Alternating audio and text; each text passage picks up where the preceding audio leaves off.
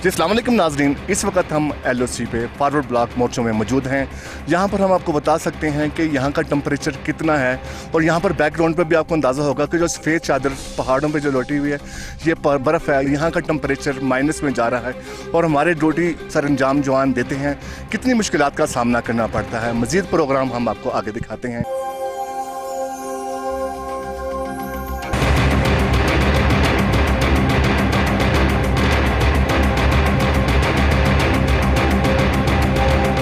पाक फ़ौज की ये रवायत है कि ऑफिसर जवानों के साथ शाना बशाना खड़े होते हैं और ड्यूटी सर अंजाम देते हैं।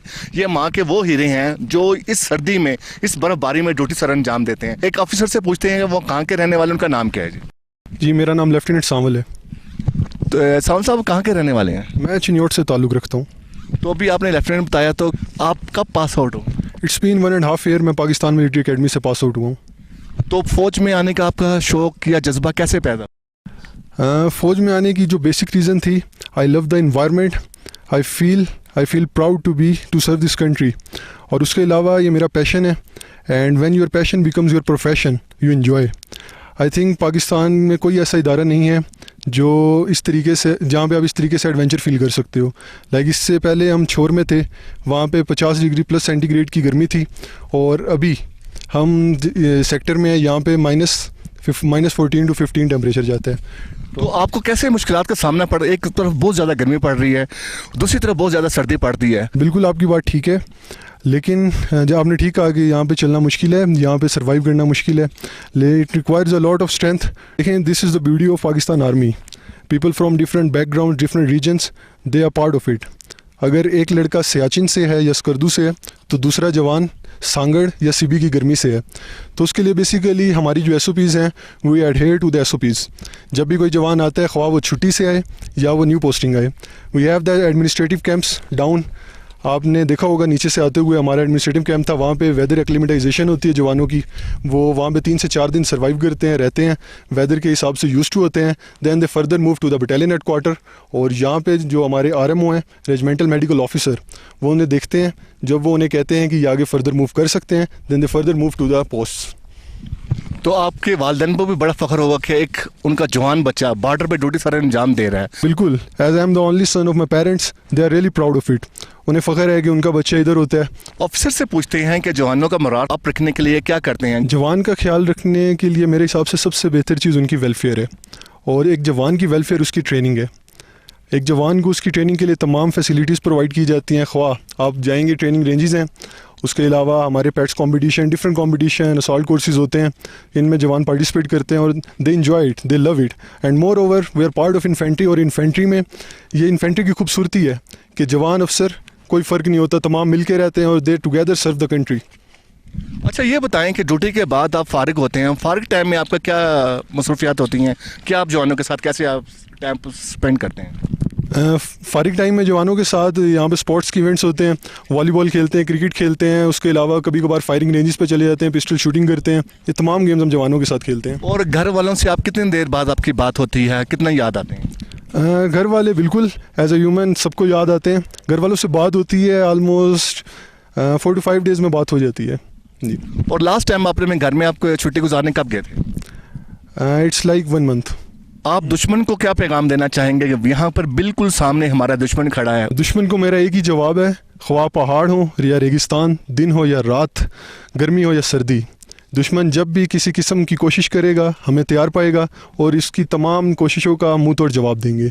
और एक शायर ने कहा था, परवाज़ है दोनों की इसी एक फ़िज़ा में, करगस का जहाँ और है शाही का जहाँ और, अल्फाज व मानी में तफावत नहीं लेकिन मुल्ला की अज़ा और है मुजाहिद की अज़ा और।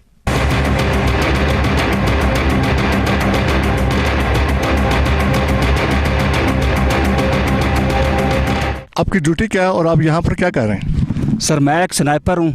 मेरा काम छुप कर दुश्मन को देखना है और अपने टारगेट का इंतज़ार करना है। हम मुख्तलिफ आलात की मदद से दुश्मन की हरकत को दिन हो या रात ऑब्ज़र्व करते रहते हैं और किसी भी सूरत आर्डर मिलने पर एक ही गोली में बड़ी खामोशी के साथ दुश्मन को मार गिराते हैं। जैसे कि हम देख सकते हैं कि सामने जवान पैदल चल के आ रहे हैं। तो हमारी पेट्रोलिंग पार्टी ये थी, ये बेसिकली जो वाटर कलेक्शन पार्टी है वो खाने पीने की चीज़ों में इस्तेमाल होता है, उसमें चश्मे का पानी इस्तेमाल किया जाता है और जो बाकी मानदा ज़रूरियात होती है वो जो बर्फ़ को पिघला के या इसको जो पानी बना के तो वो यूज़ करते। पानी है ये तो अल्लाह ताला की बहुत बड़ी नेमत है और इधर जो पानी को हम बड़े एहतियात के साथ और बड़े जो है ना जितनी ज़रूरत है उसी तरह से इस्तेमाल करते हैं ताकि कोई भी पानी जो है ना वो ज़ाया ना हो। जहाँ तक इनसे स्नो में चलने का है तो इसमें प्रॉपर एक SOP होती है जिसमें जो इन्होंने प्रॉपर एक अच्छे इक्विपमेंट मिलता है जिसमें शूज़ के नीचे क्राइपॉन का इस्तेमाल होता है ताकि जवान जब चल के आता है तो उनके पाँव ना फिसले, तो वो चीज़ भी जो है हम इस्तेमाल करते हैं। और प्लस इनका जो विंटर क्लोथिंग है वो प्रॉपर इस्तेमाल होती है ताकि जो मौसमी बीमारियाँ या फ्रॉस्ट बाइट के केसेस या इंसिडेंट्स हैं वो ना हो सकें। बर्फ़ वाला पानी इस्तेमाल करते बहुत ठंडक होती होगी, तो फिर पानी जब पीते हैं नहाते हैं मुश्किलात, तो ये तो फिर समझ लीजिए आप बर्फ़ में सारा कुछ कर रहे होते हैं, तो किस तरीके से सर्वाइव कर रहे होते हैं? देखिए ये तो बेसिकली एक कुव्वत ईमानी है जो अल्लाह ताला की ज़ात जो हमें एक जज्बा देती है क्योंकि हम अपने इस्लाम की सरहदों की, पाकिस्तान की सरहदों की हिफाजत कर रहे हैं और बिल्कुल दुश्मन की आंखों में आंखें डाल के बैठे हुए हैं। और प्लस हमारी जो दूसरी ट्रेनिंग है वो भी हमारी इस तरह से होती है कि हम जो है इन मुश्किलात को हमें मुश्किलात लगती नहीं है इतनी।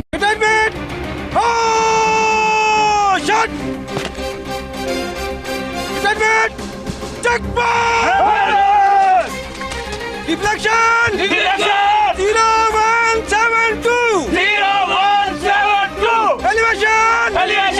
0937! 0937! One!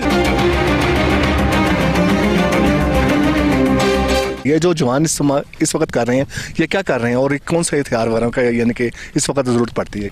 जो भी ये जवान रिहर्सल कर रहे हैं बेसिकली ये 81 मिलीमीटर मार्टर है और ये नॉर्मली इसको आम इस्तिलाह में बटालियन कमांडर का तोपखाना भी कहा जाता है और इसकी जो इनडायरेक्ट कैपेबिलिटी का वेपन है और जो 4000 से 4500 मीटर तक एनिमी को फैक्ट्री इंगेज कर सकता है। इसमें जो एनिमी की मूवमेंट के हवाले से आपका सवाल है उसमें तो ये है कि हमारी जो फॉरवर्ड लोकेशन है उनको कंटिन्यूस ऑब्जर्व करती रहती है और हमारे पास ऐसे हालात मौजूद हैं जिसमें हम उनकी दिन की और रात की भी नकलो हरकत है वो फैक्ट्रीज को ऑब्जर्व करते रहते हैं। और जहाँ तक उनको इंगेजमेंट का है जो दुश्मन है वो सिविल आबादी को करता है लेकिन हम एक प्रोफेशनल फ़ौज हैं तो हम उनकी आबादी को नहीं करते, हम उनकी सिर्फ जो है जो चौकियाँ उनको हिट करते हैं।